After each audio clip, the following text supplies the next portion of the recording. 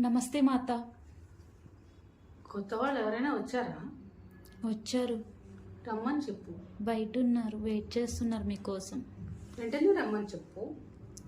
Okay మాత. నమస్తే మాత. ఆ, చెప్పమ్మా నీ సమస్య. నీకు లవ్ బ్రేకప్ అయింది. అయితే నీకు పెళ్లి ఫిక్స్ అయింది కదా.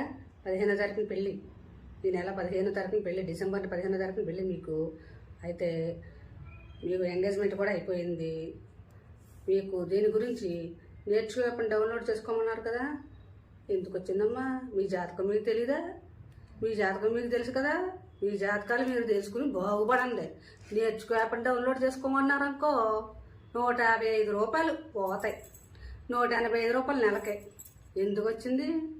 మూసుకొని మీరు చూసుకుని నీ జాతకం నువ్వు తెలుసుకో.